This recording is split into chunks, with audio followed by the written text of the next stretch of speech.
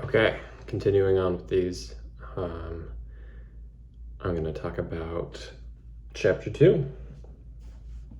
So in chapter 2, Jung is talking about Friedrich Schiller's conceptions of how the personality is split. It's a very interesting chapter.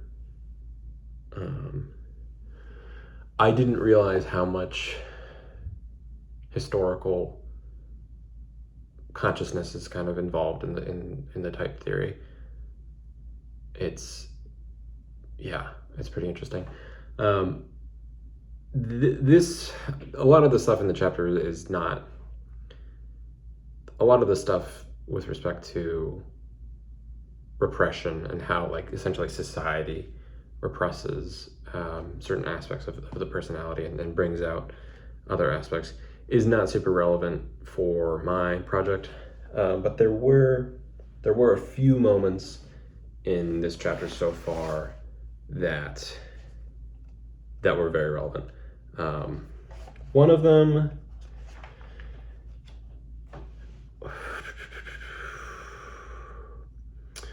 them was that Jung says that it's actually not essential to the functions that they repress each other.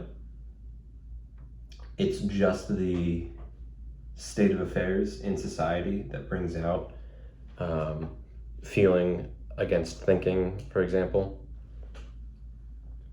And this is actually one of the places where the way I want to talk about feeling and thinking definitely diverges from that idea. I think the functions essentially in their definitions repress each other. Like, it's not like feeling and thinking can exist side by side in like the same capacity at the same time. It's like when you're in a thinking mode, you are necessarily not in a feeling mode. And Jung seems to think that no, it's really just that society itself, when it emphasizes thinking or when it demands thinking from an individual, necessarily also, or no, as a matter of course, represses the opposite function. So that was very interesting, and it's kind of like just a throwaway remark in this chapter, but it's a divergence in how I want to talk about the functions. What else did he have? Let me just look at my notes.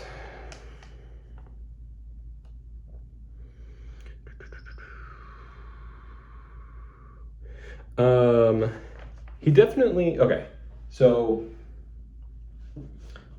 at one point Jung is talking about feeling, like an introverted, like the idea of an introverted feeling type. And when he does this, there's a moment where it's almost like he uses the way I want to talk about introversion and extroversion. He says, like, feeling, you can have a feeling type introvert just as well as a thinking type introvert, because they can be just as conditioned by the idea rather than the object. And this was like, oh, hey, like that's how I use introversion and extroversion, is conditioned by the idea rather than the object. And it made me think, it was like, okay, what is Jung's actual divergence from what I'm saying then? And the divergence comes in that Jung places the ideas in mental activity, in the realm of mental activity. And this is really key to what I'm trying to do. Jung, it's so ironic, like I'm sorry, I'm closing my eyes like an autist. Sorry. But okay, Jung talks about nominalism and realism as psychological, like the results of different kinds of psychology, essentially, different kinds of psychological attitudes. But in doing so, and in making the realist the introvert, he has kind of taken a nominalist position where it's the ideas come from the subjectivity and not the world, which really, if concepts are merely mental activity, they cannot, I don't think that they can like actually tell you anything about the real world. It's only a kind of imposition on the real world of these unities that are not actually in sense perception. I think you have to say, if you want to say that our concepts say anything about anything ontological about the real world, you have to say that the ideas are almost like sense perception itself, that they are kind of, they're something else that we grab from reality, and that what man really is a joining of idea or what man really does is join external ideas with external, sense perceptions and facts. So I don't know if Jung has a resolution to this in like appeals to the collective unconscious. Like maybe he has this idea that the collective unconscious, has, and I guess he does have an idea that the collective unconscious has a reality in and of itself. But still, it seems so bifurcated from reality. It's like its own reality, the collective unconscious. It's like these archetypes that are independent of anything. So yeah, I mean that's really the most relevant thing is the way in which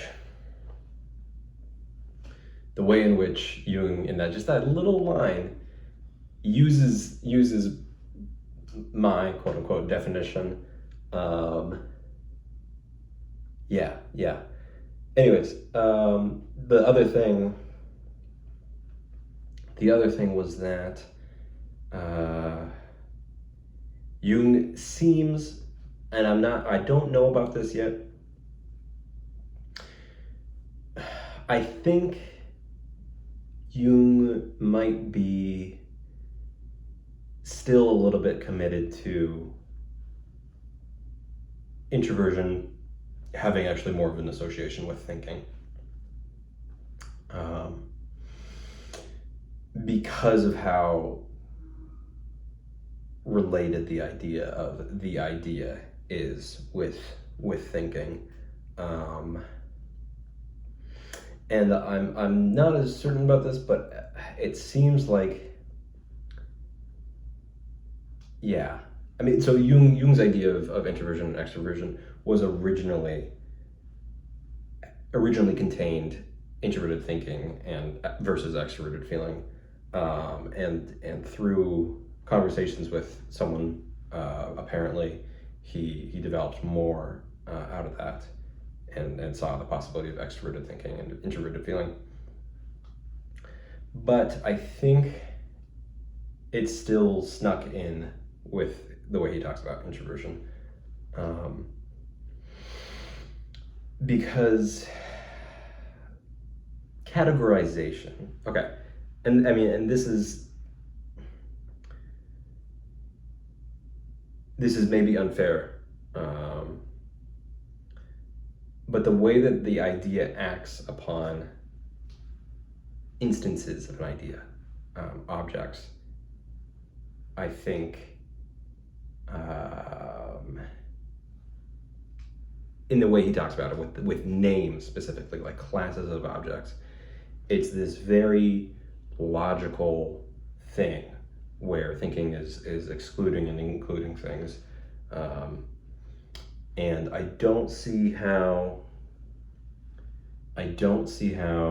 feeling could play into that. I don't see how feeling could be a reaction to kind of like classes. It seems like in the way he talks about introversion in relationship to ideas, orientation to ideas, it's like an abstraction from, it's like this, platonic kind of abstraction from the object, which is this very introverted thinking thing.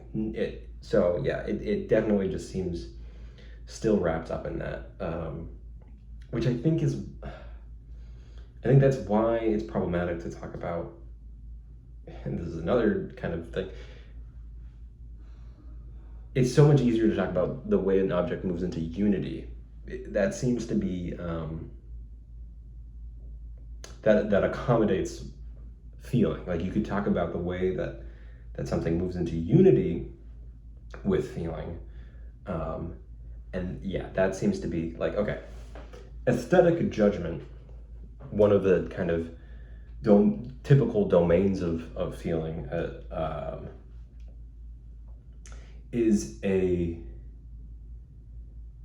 and especially when it's in like an actual feeling mode, like because thinking types, you can do aesthetic judgment through thinking, but the kind of, this is a bad word to use for it, but intuitive way that feeling goes about aesthetic judgment is kind of by dissolving the normal hierarchy of thinking, where it's like, okay, I'm not gonna judge, I'm not gonna like classify this thing according to its logos or whatever. I'm going to watch the way in which all of its qualities interact with one another, and that's gonna produce this quote unquote tone or this vibe or this feeling that will then be how I evaluate the object. And what feeling does is manipulate that tone by addition, by adding other qualities. Whereas thinking is like, I don't care, like this really seems to be what thinking does, is it says like, I don't care about irrelevant qualities. I'm going to take this quality, which I think is most important, most essential to what this thing is, or what this group of thing is, or what we're doing and that's kind of why extroverted thinking seems so contextual, and I'm going to ignore everything else. But feelings like, okay, no, everything is creating this tone, so everything is relevant. And anyways, that's not related to kind of like these discussions of nominalism and realism. That's really in its whole other thing. So to summarize,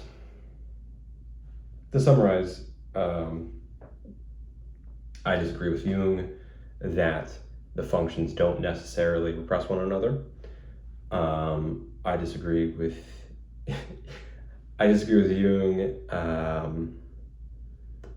What was I going to say? I disagree with Jung in kind of his epistemology and putting the ideas in the subject. Like, I think you really have to keep the ideas external to the subject. I understand that the idea can be accessed apart from your actual like being in the presence of any object, and so that seems to be like make it a mental thing. But I think you're still accessing an external idea when you're bringing up the concept of whatever object you're talking about. I disagree with putting ideas in the subject alone. And finally, I disagree with